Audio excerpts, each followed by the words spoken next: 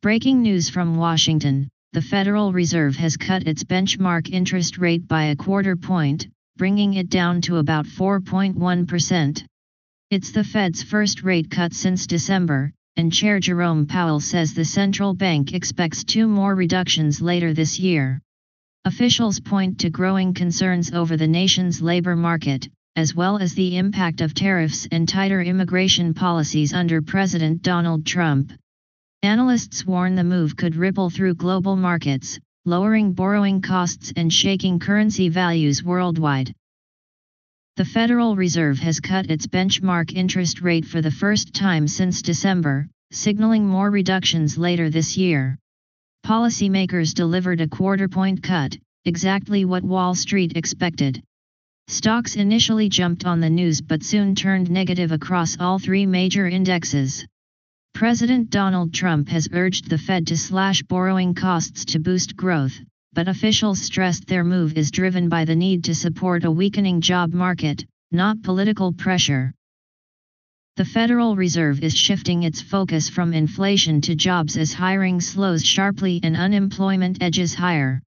Inflation remains just above the 2% target, but Chair Jerome Powell says labor market risks drove today's decision to cut the key rate. Lower rates could ease borrowing costs for mortgages, car loans, and business financing, helping growth and hiring. Still, Powell signaled only a gradual path. Fed projections show 2 more cuts this year and just 1 in 2026, far fewer than the 5 reductions many Wall Street investors had anticipated. Markets reacted modestly after the Fed's move.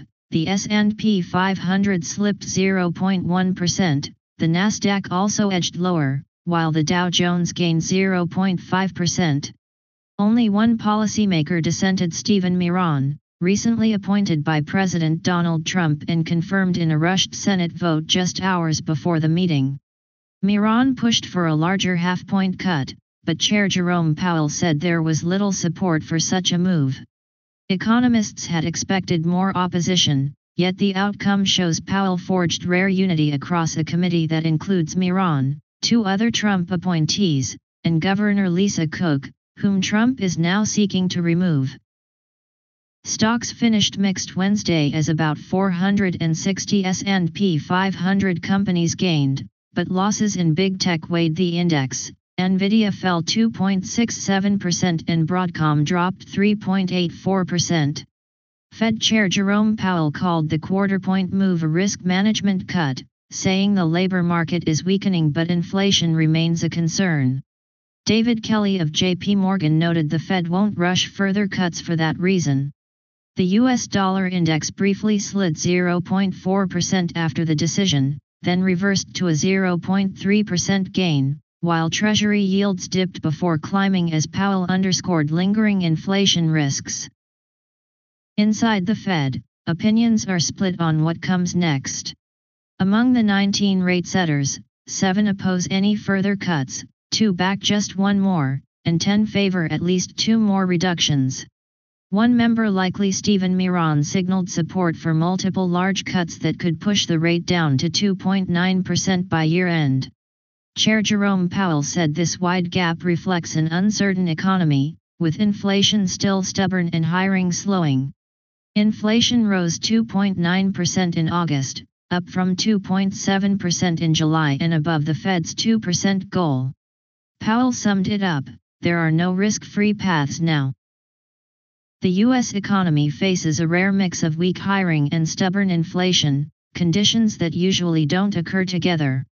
Chair Jerome Powell noted that slower growth could still cool prices even if new tariffs push costs higher. Meanwhile, President Donald Trump has launched an unprecedented challenge to the Fed's independence, attempting to fire Governor Lisa Cook, the first such move in the central bank's 112-year history on disputed mortgage fraud claims. Courts have blocked the dismissal, citing due process violations. Trump also celebrated Stephen Miron's swift Senate confirmation and insists the Fed should slash rates by 3 full percentage points, declaring officials should listen to smart people like me. Asked whether political pressure threatens the Fed's independence, Chair Jerome Powell replied, I don't believe we'll ever get to that place. We're doing our work exactly as we always have. The Fed's quarter-point rate cut now sets it apart from other major central banks. The European Central Bank kept its rate steady last week as inflation there cools and the impact of US tariffs remains limited. The Bank of England is also expected to hold rates on Friday, with UK inflation still high at 3.8%, well above US levels. For savers, bank account yields will likely dip along with the Fed's rate cut, so finding top interest rates will take more effort, but good deals are still out there. For borrowers, existing high-rate debt won't drop much, and anyone seeking a new loan should shop carefully and read the terms closely. High-yield savings accounts have variable rates, so they'll slip after the Fed's cut, though online banks usually lower rates more slowly. The national average is just 0.61%, but top online banks still offer around 3.5% to 4.35%. These accounts keep your cash easy to access, making them a smart spot for emergency funds or money you won't need for a year or two. No penalty CDs can be a smarter place for short-term cash than high-yield savings. They lock in a fixed rate yet let you withdraw after 7 days with no early exit fee, though some limit the number of withdrawals. Current standouts include a 7-month CD at 4% from Marcus by Goldman Sachs, minimum $500, and a 13-month CD at 4.05% from MY Safra Bank, minimum $5,000. Money market funds are another low-risk place to park cash and capture current rates, though they aren't FDIC insured. As of Wednesday, the average 7-day yield was about 4.09%, and Vanguard's Federal Money Market Fund, a large, low-cost option, offered a 4.19% 7-day yield on Tuesday. Treasury bills. The average yield on Treasury bills ranged from 3.61% for the 18-month T-bill to 3.96% for the 3-month, according to Schwab.com data Wednesday.